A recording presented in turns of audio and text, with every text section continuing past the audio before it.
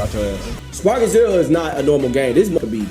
Yo, they got real live cheaters in this bitch. Like everybody in this hole, they cheat for a living. They cheat on their wives. They cheat everything, nigga. I swear to you. What happened to Mortal Kombat 1? The game's dog shit, that's what happened. Man, he's not lying, because since this game has come out, after a while I've had no vested interest in wanting to play it. This is a Mortal Kombat game with Homelander in it, along with Omni-Man 2. I even managed to put Peacemaker in here, yet I'm bored as shit.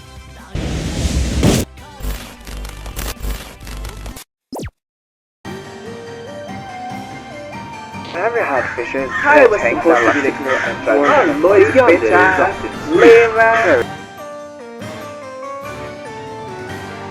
With summer approaching in a couple months, it's gonna be almost 2 years since the release of fighting games like Street Fighter 6, Tekken 8, and all those other fighting games that most of you guys let die because of the community.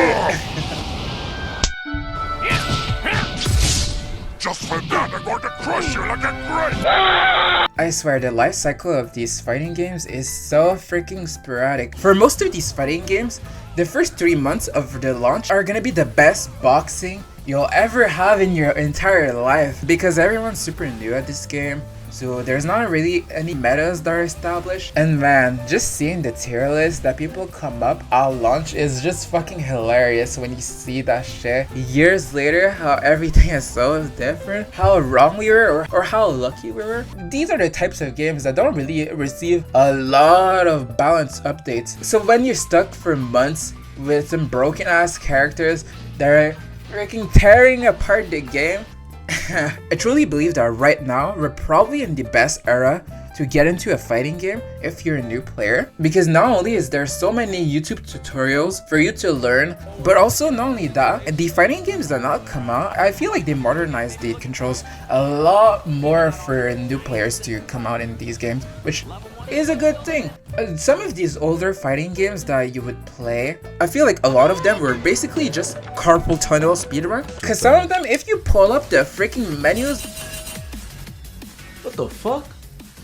These combos hard as hell. I feel like they were doing a bit too much. I swear, I thought doing quarter circles were freaking hard.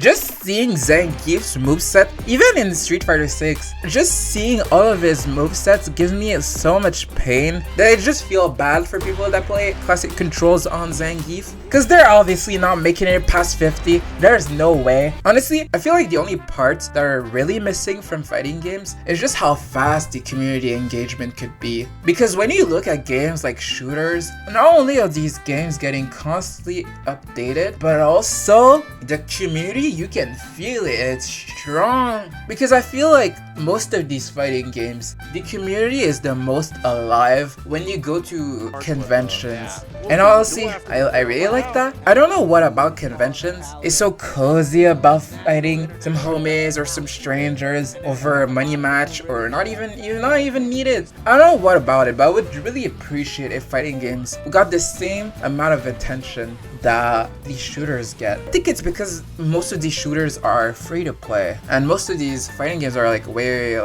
they're expensive. But also I feel like the learning curve is also way higher than a lot of these shooters, because it's the same thing for games like League of Legends. Most of us have watched Arcane Season 1 and 2, and we freaking enjoyed the hell out of it. But as soon as you install League of Legends, all of that goes away. Not only is the community a toxic waste, but also it's a pretty high learning curve for like new players.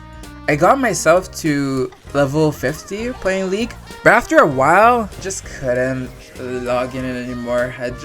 Something about it would just tell me, this is enough. I can't go on anymore. This is not worth my sanity. But I feel like these fighting games need a lot more like updates. I don't know why fighting games are like this, but there's always like 3 to even like 6 months of like a dry period. And even when there's an update, most of the time it's not even like anything major. Most of the time it's either there's another character or it's just like a hotfix. For Street Fighter 6, I don't understand whose idea it was, but why do they always make the collabs for the avatar character instead of just giving it as a skin for the actual in-game characters that you have? I will never understand that decision till this day. Because like, who uses these avatars?